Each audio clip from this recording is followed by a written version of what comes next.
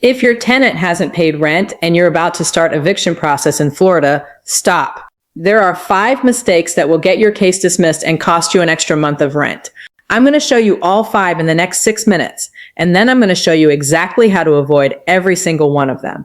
Because in Florida, timing and paperwork aren't just important, they're everything. In Florida, the eviction process for non-payment of rent begins with one document, a written 3-day notice to pay rent or vacate. This notice tells the tenant 2 things: pay the full amount of rent owed or move out. Before you serve that notice, there are 3 things you must get right. First, the rent amount must be exact. Do not include late fees unless your lease specifically authorizes it. An incorrect amount can void the entire notice.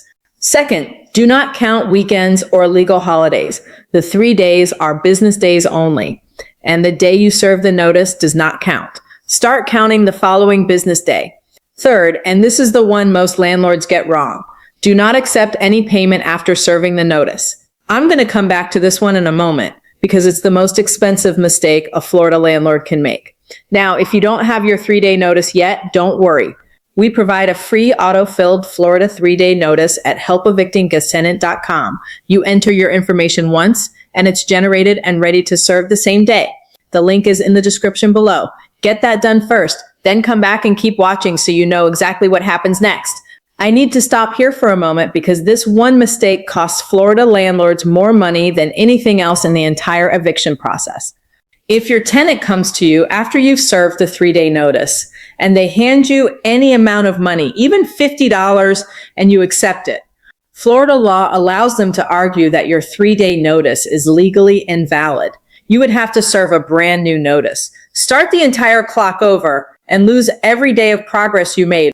I talked to a landlord last month who made exactly this mistake. Her tenant knocked on the door the morning after she served the notice and handed her $200. She thought she was being reasonable. By the time she realized what happened and reserved the notice and refiled the case, she had lost 4 extra weeks of rent on a $350 weekly rental. That mistake cost her $1,400. The paperwork error itself cost her nothing to fix. The delay cost her $1,400. So write this down. Do not accept any payment after serving the 3-day notice unless it is the full amount owed. Not a partial payment, not a good faith deposit, not I'll get you the rest Friday. Full amount or nothing. If the tenant does not pay in full or move out after the notice expires, the next step is filing the eviction lawsuit with the county court where the property is located. And here's something most Florida landlords don't realize. You can file the entire eviction online. Florida has a statewide electronic filing system called the Florida Courts e-filing portal at myflcourtaccess.com. You create a free account, select your county, upload your documents, and pay the filing fee by credit card.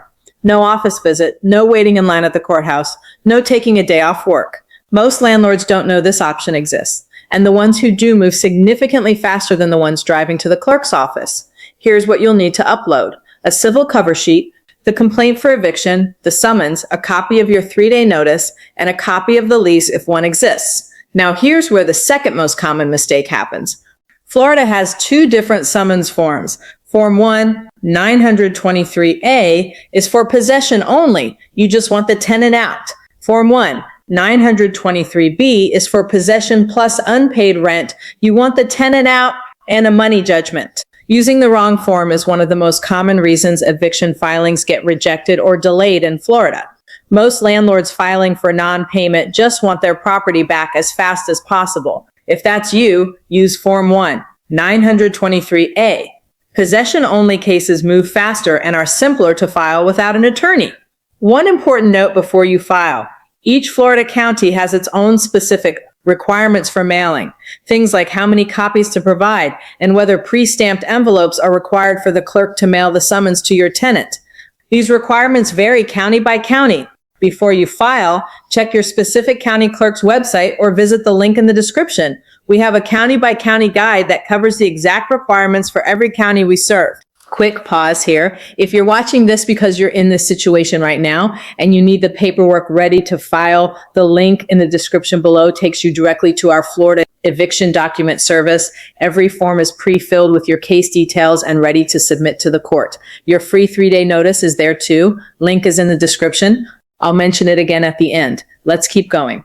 After the case is filed, the clerk issues the summons and the tenant must be legally served. This is done by the county sheriff or a certified process server. Once served, the tenant has 5 business days to file a written response with the court. 3 things can happen. 1, the tenant does nothing. This is the most common outcome in non-payment cases. If no response is filed within 5 business days, you can request a default judgment and move forward without a court hearing. 2, the tenant files a written response. The court will schedule a hearing. This adds time, but does not mean you lose. Come prepared with your lease, your 3-day notice, and your payment records. 3, the tenant deposits rent into the court registry. They can do this within 5 business days of being served. If they deposit the full amount of disputed rent, the case may be dismissed. Once a default judgment has been entered, however, payment generally does not stop the process.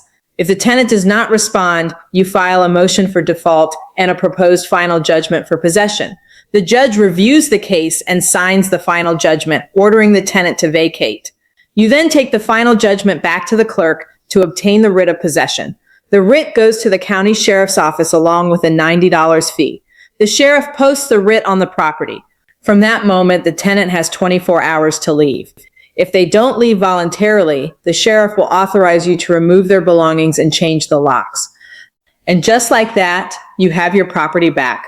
For an uncontested case filed correctly, this entire process typically takes 4 to 6 weeks from the day you serve the 3-day notice. The key phrase there is filed correctly.